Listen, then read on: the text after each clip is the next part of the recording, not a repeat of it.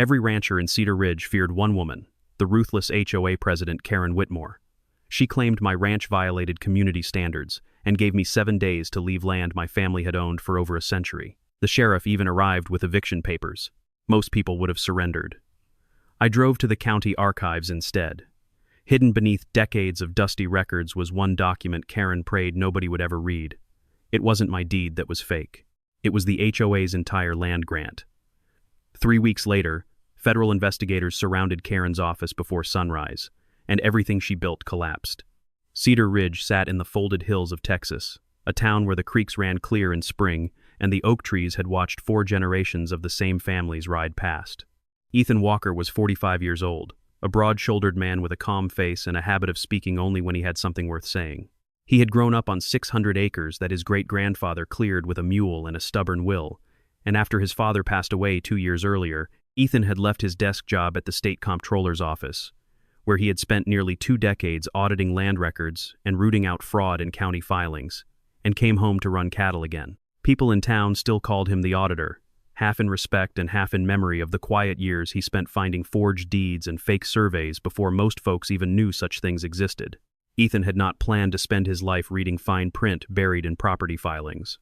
As a young man, he had wanted nothing more than to stay on the ranch permanently, but his father insisted he see something of the wider world first, reminding him that a rancher who understood the law could protect his own land far better than one who did not.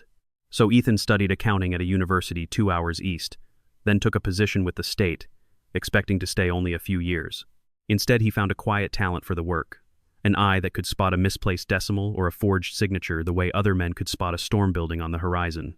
He built a career on patience, on reading the same document 3 times before trusting his own conclusion, on never accusing anyone of wrongdoing until the paper trail left no other honest explanation. That patience would matter more than he ever imagined once he came home for good. His father, Walter Walker, had run the ranch alone for the better part of 2 decades after Ethan's mother passed, refusing every offer to sell even as the hills around Cedar Ridge slowly filled with new construction and unfamiliar faces. Walter kept meticulous records of his own, ledgers going back generations, boundary surveys folded carefully into a cedar chest, correspondence with the county dating to a time when a handshake still meant something in a land dispute. When Walter died, the ranch passed to Ethan not just as property, but as a kind of unfinished conversation between father and son, one Ethan intended to honor by keeping the land exactly as his family always had, honest and unbothered by whatever grew up around its edges. The ranch itself was something out of an old photograph. Cattle grazed across rolling pasture that turned gold every autumn. A weathered windmill still turned near the eastern fence line, creaking the same tune it had creaked since before Ethan was born. Horses moved lazily around a low barn that his grandfather built by hand, and a spring-fed pond sat at the center of the property, reflecting the sky in the mornings when Ethan walked out with his coffee to check the fence lines. Neighbors waved when they passed his gate. Old-timers at the diner spoke of the Walker family the way people speak of a landmark, something permanent, something that belonged to the land as much as the land belonged to them. Every morning began the same way. Ethan rose before dawn, fed the horses, checked on the small herd of cattle grazing near the creek bed, and walked the fence line out of habit more than necessity, a ritual his father had taught him as a boy, and one he had never seen a reason to abandon. He knew every dip and rise of the property by feel, every place the fence sagged after a hard rain, every spot where deer liked to slip through the tree line at dusk. The work was slow and repetitive in a way that suited him after years spent buried in spreadsheets and filing cabinets, and more than once he had told friends back in Austin that trading a desk for a saddle was the best decision he had ever made, even if it meant giving up the steady-state paycheck that had once defined his adult life.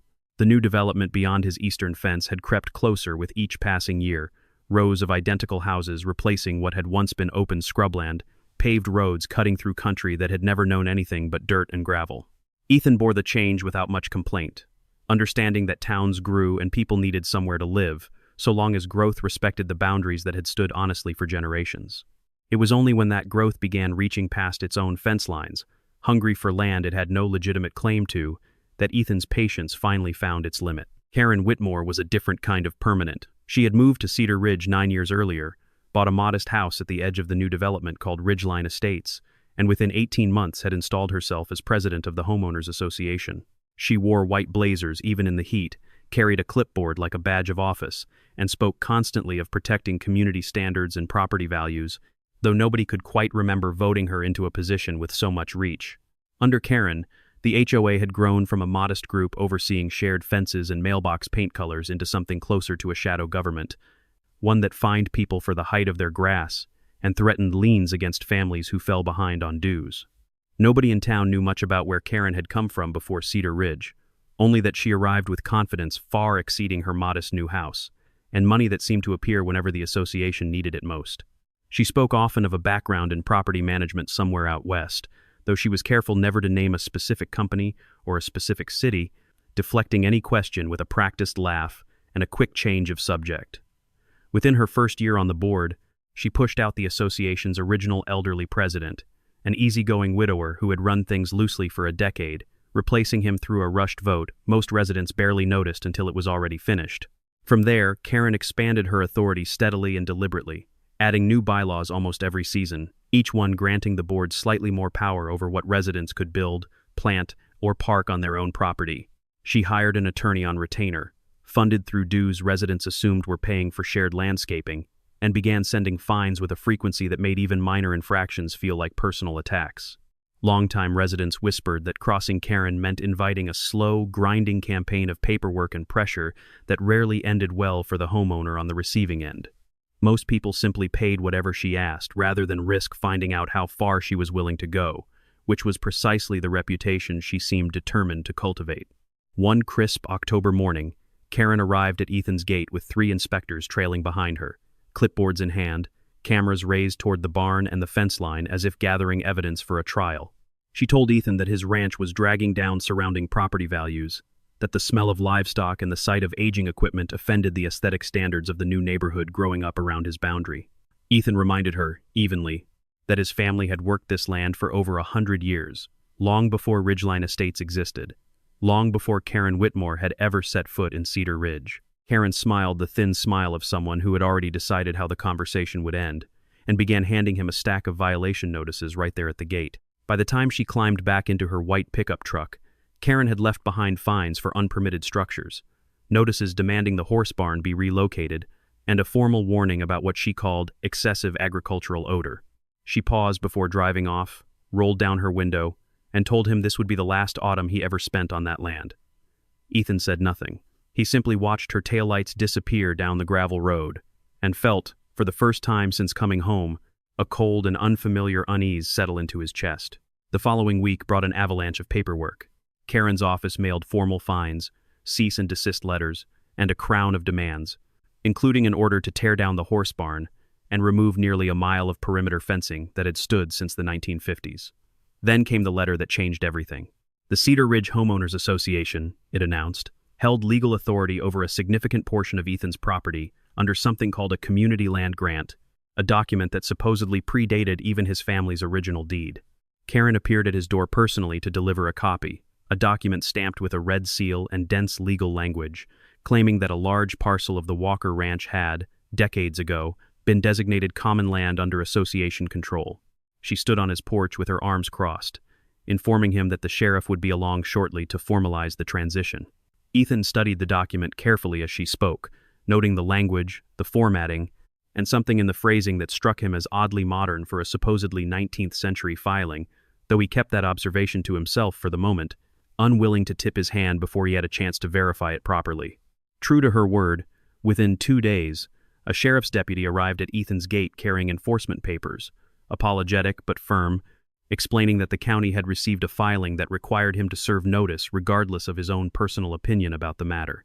The deputy, a younger man named Cole Ramirez, who had grown up 2 properties down from the Walker Ranch and remembered riding horses with Ethan as a boy, seemed genuinely uncomfortable standing at the gate with papers, meant to remove a family he had known his entire life. He told Ethan quietly, almost apologetically, that the filing had come through properly stamped and notarized, and that his hands were tied until a court said otherwise, a remark that stuck with Ethan far longer than the deputy likely intended. Word spread through Cedar Ridge fast. Neighbors stopped by with worried faces, urging Ethan to simply sell before things got worse, warning him that nobody had ever beaten Karen Whitmore in a dispute, that families who fought her lost more than they ever imagined. An older rancher named Pete Callahan, who had lost nearly 40 acres to the association 2 years earlier under similar pressure, sat on Ethan's porch one evening and told him plainly that fighting Karen only delayed the inevitable, that she always found a way to win because she controlled the paperwork, and the paperwork controlled everything. Ethan listened patiently, refilling Pete's coffee twice, but something about the story nagged at him long after Pete drove away that night. The pressure kept mounting through the following days. A lien notice appeared taped to Ethan's mailbox, threatening to attach itself to the deed if outstanding fines were not paid within 10 days. A separate letter arrived from Karen's retained attorney, citing obscure clauses in the so-called community land grant and demanding immediate compliance with the barn relocation order. Even the local feed store owner mentioned, almost apologetically, that Karen had stopped by asking questions about Ethan's account, as though building a picture of his finances before the fight had even properly begun. Ethan recognized the pattern immediately from his years auditing fraud cases for the state. A slow tightening of pressure meant to exhaust a target into surrender long before any court ever had to get involved. Ethan listened to every warning politely, thanked each neighbor for their concern, and asked only one question in return, a question that made Karen's confident expression falter for just a moment when he asked it directly to her face during a chance encounter outside the county courthouse. He asked where the original land grant document was kept, the true original, not a photocopy with a red stamp on it. Karen told him it was archived securely at the county courthouse. Though her voice carried a flicker of hesitation, she quickly covered with irritation. Ethan simply nodded, thanked her, and got into his truck. He did not go home. He drove straight toward the county archives building downtown, a squat limestone structure that had stood since the 1920s, home to more than a century of deeds, grants, and survey records. If there truly was an original document proving the HOA's claim, he intended to find it himself and read every word of it with his own trained eyes. The archives smelled of old paper and dust, a scent Ethan remembered fondly from his years working land disputes for the state. Behind the front counter sat an elderly clerk named Harold Simmons, a man who had worked in that building for nearly 40 years and remembered Ethan's father well, recalling how the elder Walker used to bring him fresh eggs from the ranch every spring in exchange for help finding old survey maps. Harold's face lit with recognition when Ethan explained what he needed, and without hesitation, he led him back into the deep archive stacks where records older than a century sat in acid-free boxes, untouched for decades. Ethan spent the entire afternoon pulling files, cross-referencing plat maps, deed transfers, and survey records dating back over 120 years. His training as an auditor kicked in immediately, an old instinct returning like muscle memory. He knew how to read the subtle signs of authenticity in a document, the particular grain of period-correct paper, the consistency of ink oxidation, the placement and pressure of a county seal. What he found stunned him. The original 19th century survey maps showed no trace of any land grant to a homeowners association. In fact, no homeowners association existed anywhere in county records until decades later. Whatever legal foundation Karen claimed to be standing on simply was not there in the historical record, not in any form Ethan could locate. As the afternoon wore on, Ethan pulled thread after thread, laying survey maps side by side across a long reading table, tracing boundary lines with a magnifying glass he had carried in his truck since his auditing days out of habit rather than expectation. Harold brought him coffee twice, and sat nearby telling old stories about Walter Walker. About the winter, Ethan's father had walked 3 miles through snow just to make sure a boundary dispute between 2 neighboring families got settled honestly before it turned ugly. Ethan smiled at the memories, even as his focus stayed fixed on the documents, cross-checking archive index numbers against a master ledger Harold kept behind the counter, a ledger that had not been fully digitized and therefore had never been altered the way electronic records so easily could be. Near closing time, as Harold helped him pull one final box related to land transfers from the early 2000s, Ethan noticed something troubling. A folder that should have contained the original 1920 survey plat, cross-referenced in the archive's own index, was missing entirely. In its place sat a newer folder with slightly mismatched labeling containing photocopies rather than originals. Someone had been in these records before him. Someone had removed something and replaced it with something else. Sometime around 2008, the same year, Ethan now recalled, that Ridgeline Estates broke ground, and the Homeowners Association was first formally registered with the county. Ethan drove home that night with his headlights cutting through the dark hill country roads, his mind working the way it used to work during his best audits, when a case first cracked open and the pieces started arranging themselves into a shape he could recognize. He knew now that this was not simply a property dispute. Someone had built the Cedar Ridge Homeowners Association's entire legal authority on a foundation that did not exist in the historical record, and someone had gone to considerable trouble to make sure nobody ever noticed. Over the following days, Ethan requested certified copies of every document connected to the disputed land grant, comparing them line by line with the assistance of Harold, who quietly pulled additional boxes after hours out of loyalty to the Walker family. Ethan laid the documents across his kitchen table like pieces of a puzzle, examining file numbers, archive codes, notarization stamps, and plat references. What emerged was a portrait of forgery stitched together with surprising cleverness, yet full of small inconsistencies that only a trained eye would catch. The so-called community land grant appeared to have been assembled from 3 separate documents: an old survey border borrowed from a completely different section of the county, a notary seal pattern that did not match any registered notary from the claimed decade, and language patterns lifted, almost word for word, from a modern template used in association filings after the year 2000. The dates simply did not align. A grant supposedly issued in the 1890s referenced legal terminology that did not exist in Texas property law until decades later. The ink, when Ethan examined the original filed with the county under a magnifying lamp borrowed from Harold's office, showed the telltale sheen of a modern laser printer rather than the iron gall ink common to genuine documents of that era.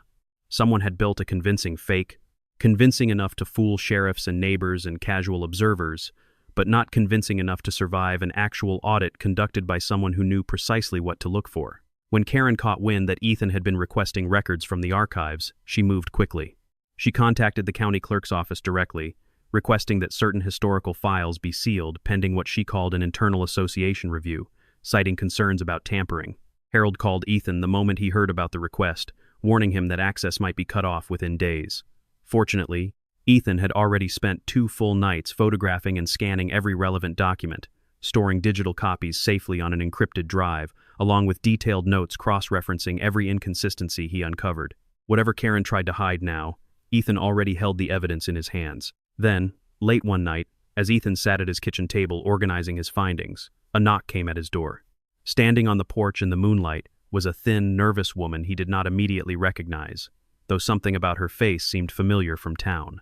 She introduced herself as Diane Foster, explaining in a hushed and hurried voice that she had worked as the Cedar Ridge Homeowners Association's bookkeeper for 6 years, before quitting quietly the previous spring, unable to stomach what she had witnessed happening behind closed doors. Diane told Ethan everything that night, seated at his kitchen table with trembling hands wrapped around a cup of coffee she barely touched.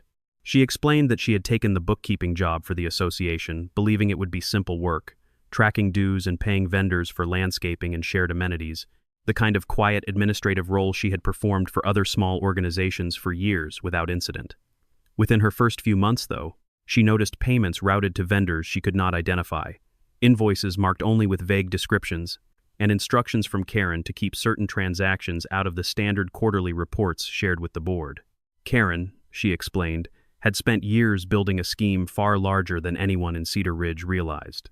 She had altered survey records, replaced original archive documents with fabricated substitutes, and paid a document specialist under the table to produce convincing forgeries designed to withstand casual scrutiny.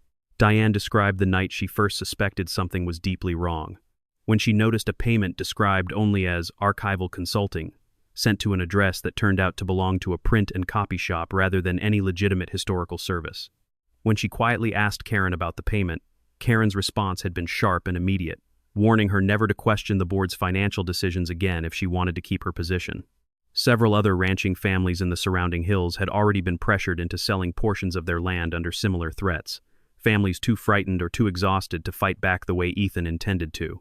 Diane named 3 of them quietly, families Ethan recognized immediately, people who had simply vanished from the county rolls over the past several years without much explanation beyond quiet rumors that they had grown tired of ranch life and moved on. Hearing their names now, in this new and terrible context, Ethan felt a heavy weight settle over him, understanding for the first time just how many lives Karen's scheme had already quietly ruined before he ever received his first violation notice. Before leaving that night, Diane handed Ethan a small flash drive containing years of internal financial records, emails between Karen and a shadowy consulting firm, and invoices for services described only as document preparation and archival consulting. The numbers were staggering, hundreds of thousands of dollars funneled out of homeowners association dues over the years, money that residents believed was paying for landscaping and community events, but had instead financed an elaborate campaign to seize land under false legal pretenses. As Diane climbed into her car to leave, she mentioned one more detail, almost as an afterthought: the name of the company that had allegedly produced the forged land grant documents, a small outfit operating out of a strip mall 2 counties over that Ethan had never heard of, but intended to investigate immediately. Armed with Diane's records and his own archival findings, Ethan began building a formal audit, the kind of methodical, page-by-page accounting he had once performed for the state of Texas. He created spreadsheets tracking every dollar the Homeowners Association had collected and spent over the previous 8 years, cross-referencing legal fees, lobbying expenditures, and unexplained payments to the document company Diane had named. The pattern that emerged was damning. Association dues, meant for community upkeep, had been systematically diverted toward what internal memos euphemistically called land acquisition support, a phrase that, once Ethan understood its true meaning, made his stomach turn. He reached out to a young attorney in town named Rebecca Hale, who had recently opened her own practice after years working land disputes in Austin. Rebecca listened to Ethan's evidence with growing disbelief, then agreed almost immediately to take the case, waiving her usual retainer once she understood the scale of what Ethan had uncovered and what it might mean for the dozens of other families quietly suffering under Karen's reign. Rebecca spent an entire weekend at Ethan's kitchen table helping him organize the evidence into a form a court could actually use, translating his auditor's spreadsheets and archival notes into a clear legal narrative supported by exhibits and sworn declarations. She flagged which pieces of evidence carried the most weight, which required additional corroboration, and which could wait until discovery forced Karen's attorneys to produce records voluntarily. Ethan found himself impressed by her thoroughness, and Rebecca in turn admitted she had never worked a case where the plaintiff arrived not just with a grievance, but with an evidence file more organized than most law enforcement agencies could produce on their own. Together they filed a formal legal challenge against the Cedar Ridge Homeowners Association, demanding the land grant be declared invalid and requesting an independent audit of association finances. The filing also requested emergency injunctive relief, asking the court to freeze any further enforcement action against Ethan's property while the matter proceeded, a request Judge Alvarez granted within days after reviewing the initial evidence Rebecca submitted. For the first time since Karen's white pickup truck had rolled up to his gate, Ethan felt the ground beneath him grow steady again. When word of the lawsuit reached Karen, she reacted with open contempt, telling anyone who would listen that Ethan Walker was a bitter rancher trying to avoid legitimate community obligations and that his lawsuit would collapse the moment it reached a courtroom. She hired an aggressive law firm from Austin, confident that her resources and her carefully constructed paper trail would crush any challenge before it gained momentum. She laughed when a mutual acquaintance told her Ethan had hired a small-town attorney with no courtroom experience against association matters. She believed, with the same certainty that had carried her through 9 years of unchecked authority, that Ethan Walker did not stand a chance. But the presiding judge, a measured and exacting woman named Judge Patricia Alvarez, was not interested in confidence or reputation. During the preliminary hearing, she ordered both sides to produce original documentation supporting their claims, specifically instructing the Homeowners Association to present the original community land grant, not a certified copy, but the physical original document itself, along with a full chain of custody explaining where it had been stored for the past century. The courtroom on the day of the hearing was packed beyond capacity, filled with ranching families, curious townsfolk, and reporters from the regional paper who had caught wind that something unusual was unfolding in Cedar Ridge. Karen arrived flanked by her attorneys, dressed in her signature white blazer, carrying herself with the practiced confidence of someone who believed the outcome was already decided. Her legal team presented photocopies, expert witnesses paid to vouch for the document's authenticity, and a smooth, well-rehearsed narrative about historical land use dating back generations. Then it was Ethan's turn. He did not raise his voice. He did not perform for the room. He simply walked the court through his findings with the same methodical calm he had once used auditing fraud cases for the state of Texas. He pointed to the mismatched notary seal pattern, comparing it side by side with genuine seals from the same claimed decade. He explained the modern ink composition revealed under magnification, contrasting it against period-correct documents pulled from the same archive box. He walked the judge through the borrowed survey lines, showing precisely which unrelated county file they had been lifted from, and laid out the timeline discrepancies in the legal terminology used throughout the supposed 19th century grant. Karen's attorney attempted to interrupt several times, objecting to the relevance of what he called minor technical quibbles. But Judge Alvarez waved him down each time, telling him plainly that in matters of property fraud, technical details were rarely minor. Ethan continued undeterred, pulling up enlarged photographs of the paper fibers under raking light, showing the court how genuine aged paper degraded differently than paper artificially treated to appear old.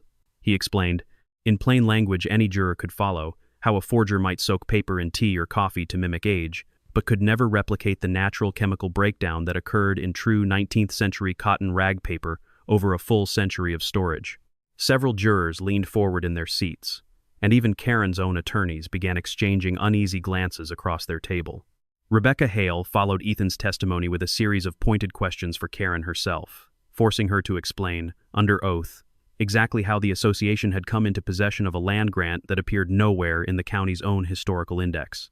Karen's answers grew increasingly evasive, her earlier confidence visibly draining as she struggled to explain gaps that grew wider with every question. She claimed the document had been found in a private family collection donated to the association years earlier, but when Rebecca asked for the name of the donor, Karen hesitated long enough for the entire courtroom to draw its own conclusion. A forensic document examiner, brought in independently by Rebecca and paid for through a fund, quietly organized by other ranching families who had heard what Ethan discovered, confirmed every one of his findings under oath. The so-called community land grant, the examiner testified, was not an authentic historical document. It had been assembled and physically aged sometime within the past 2 decades, using techniques common to modern document forgery. A hush fell across the courtroom.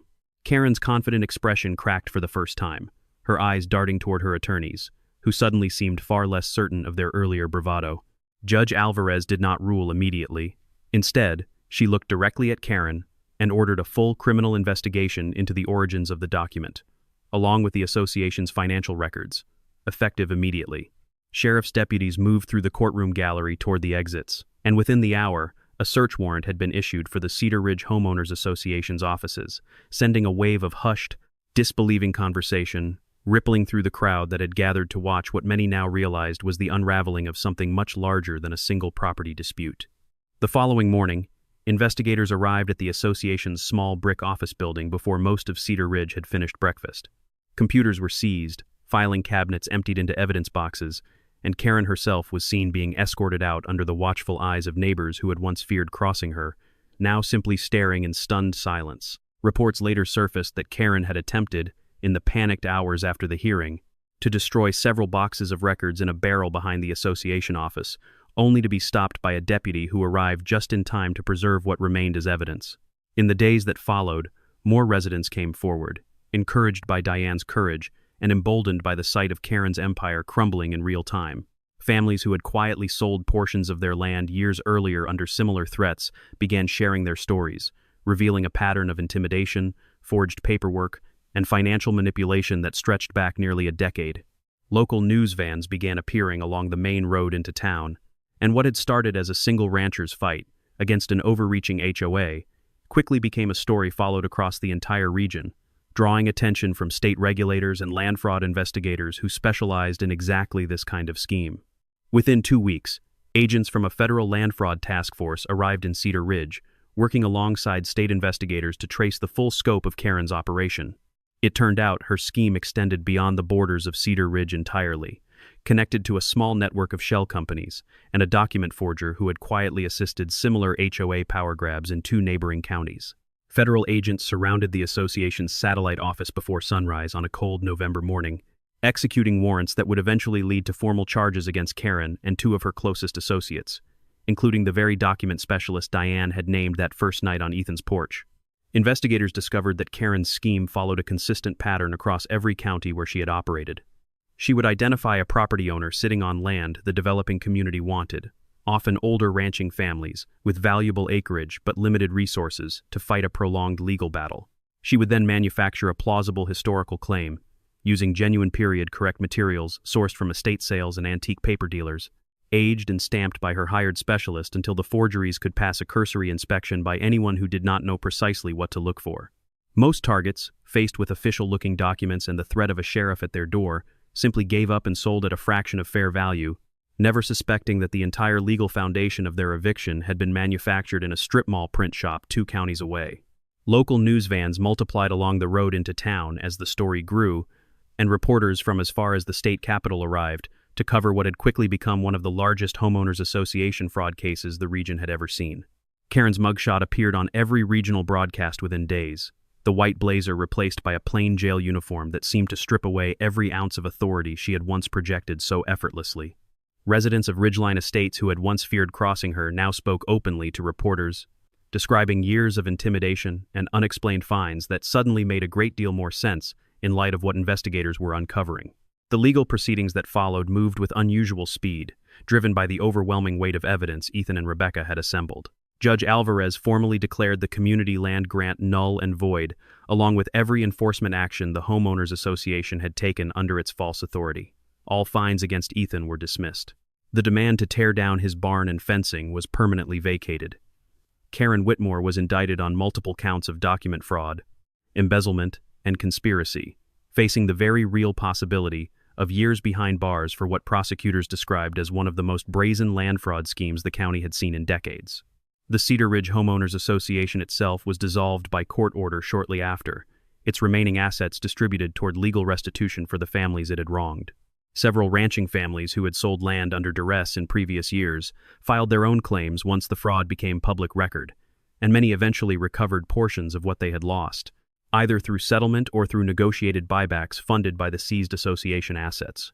Rebecca took on 3 of these cases pro bono in the weeks that followed, using the precedent set by Ethan's ruling to move each one through the courts far faster than would otherwise have been possible. A small office in downtown Cedar Ridge, suddenly becoming the center of a quiet, methodical reckoning for years of buried harm. Deputy Cole Ramirez, the young officer who had once delivered enforcement papers to Ethan's gate, returned to the ranch weeks later under very different circumstances, removing his hat as he walked up the porch steps to offer a quiet, sincere apology for the role he had unknowingly played in the ordeal. He explained that he had requested a transfer away from any future association-related enforcement, telling Ethan he never wanted to stand at another family's gate holding papers built on a lie. Ethan shook his hand without bitterness.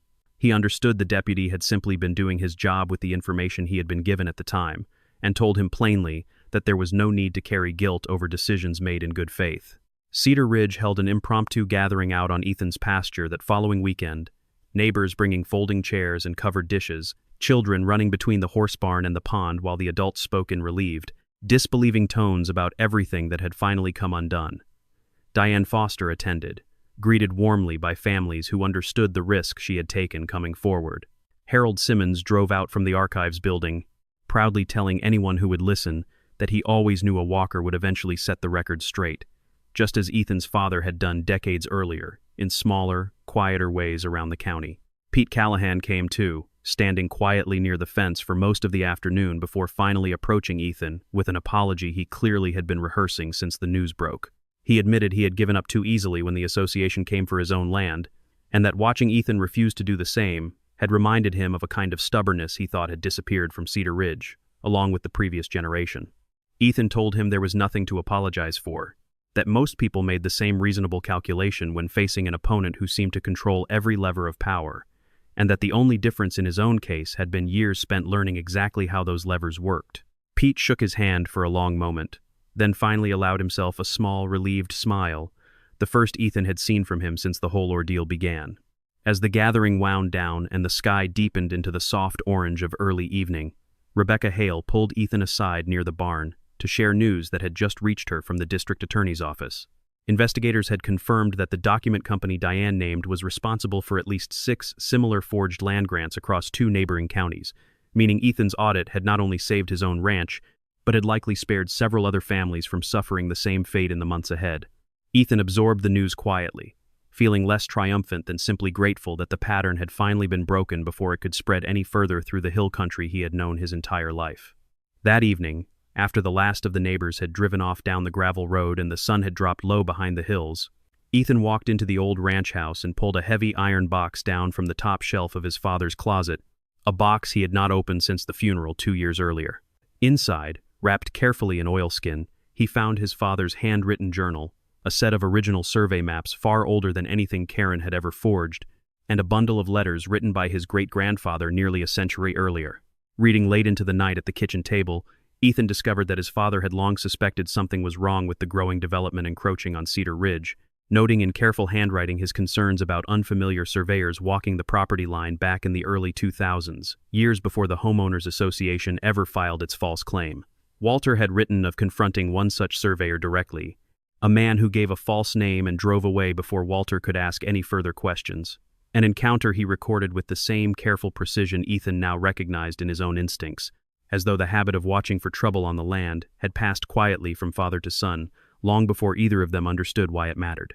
His great-grandfather's letters described helping establish the earliest roads and boundaries of the town itself, working alongside county officials to ensure the land records remained honest for future generations, a quiet legacy.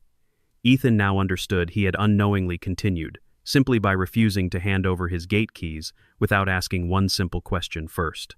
One letter in particular, written to a cousin back east, described the elder Walker's belief that land records were the truest form of memory a community could keep, more honest than any story passed down by word of mouth, because paper, properly kept, could not change its account with time the way memory so often did.